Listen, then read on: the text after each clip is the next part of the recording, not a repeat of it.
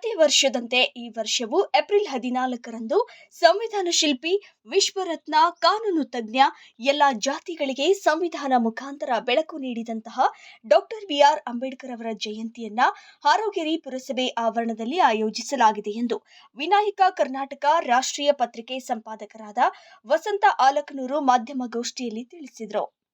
ಬೆಳಗಾವಿ ಜಿಲ್ಲೆ ರಾಯಭಾಗ ತಾಲೂಕಿನ ಹಾರೋಗೇರಿ ಪುರಸಭೆ ವ್ಯಾಪ್ತಿಯಲ್ಲಿ ಬರುವ ಎಲ್ಲ ಗುರು ಹಿರಿಯರು, ಚುನಾಯಿತ ಜನಪ್ರತಿನಿಧಿಗಳು ಬಂದು ಅಂಬೇಡ್ಕರ್ ಅವರ ಫೋಟೋ ಪೂಜಾ ಕಾರ್ಯಕ್ರಮದಲ್ಲಿ ಪಾಲ್ಗೊಳ್ಳಬೇಕಾಗಿ ವಿನಂತಿಸಲಾಗಿದೆ.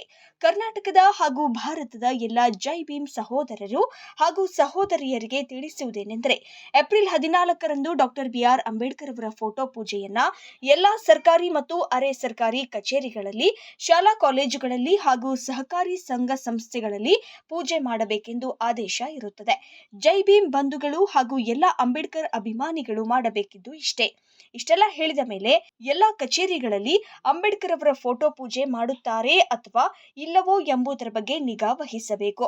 ಅಂಬೇಡ್ಕರ್ ಅವರ ಸಂವಿಧಾನದ ಅಡಿ ನೀವು ಜನಪ್ರತಿನಿಧಿಗಳು ಆಗಿದ್ದೀರಿ ಎಂಬುದನ್ನು ಅರಿತು ಏಪ್ರಿಲ್ 14ರಂದು ಮಹಾನಾಯಕ ಅಂಬೇಡ್ಕರ್ ಅವರ ಭಾವಚಿತ್ರಕ್ಕೆ ಪೂಜೆ ಮಾಡಿ ಅವರ ಸಂವಿಧಾನ ಅಡಿ ಜೀವನ ಸಾಗಿಸಬೇಕೆಂದು ವಿನಾಯಕ ಕರ್ನಾಟಕ ರಾಷ್ಟ್ರೀಯ ಪತ್ರಿಕೆ ಸಂಸ್ಥಾಪಕ ವಸಂತ ಆಲಕನೂರು ಹೇಳಿದ್ದಾರೆ. ಜೈ ಭೀಮ್ ವಂದನೆಗಳು.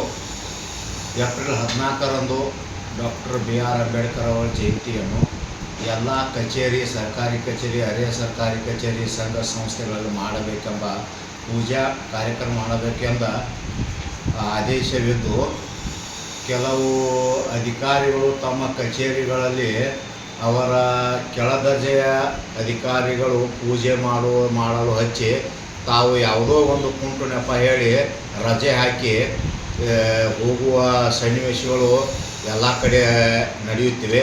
ಆದ್ದರಿಂದ ಅಂಥ ಅಧಿಕಾರಿಗಳ ಮೇಲೆ ಕಾನೂನು ಕ್ರಮ ಕೈಗೊಳ್ಳಬೇಕು. ಮತ್ತು ಗ್ರಾಮ ಪಂಚಾಯಿತಿ, ಪಟ್ಟಣ ಪಂಚಾಯಿತಿ, ಪುರಸಭೆ, ನಗರಸಭೆ, ಮಹಾನಗರ ಸಭೆಗಳಲ್ಲಿ ಜನಪ್ರತಿನಿಧಿಗಳು ಇರುತ್ತಾರೆ.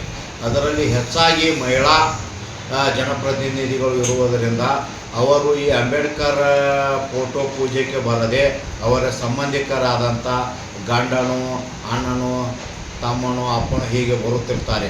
ಅವರ ಜೊತೆಗೆ ಬಂದರೆ, ಅವರ ಮಹಿಳಾ ಜನಪ್ರತಿನಿಧಿಗಳ ಜೊತೆಗೆ ಬಂದರೆ ಏನು ತಪ್ಪಿಲ್ಲ.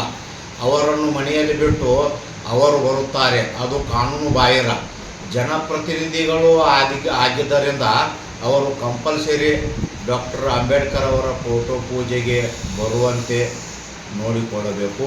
ಹಾಗೂ ಈಗ ಜನಪ್ರತಿನಿಧಿಗಳು ಕಮಿಷನ್ಗೆ ಅಷ್ಟೇ ಸೀಮಿತವಾಗದೆ ಇಂಥ ಮಹಾನಾಯಕನ ಫೋಟೋ ಪೂಜೆಗೆ ಪಾಲ್ಗೊಂಡು ಅವರ ಸಂವಿಧಾನದಡಿಯಲ್ಲಿ ಪುನೀತರಾಗಬೇಕೆಂದು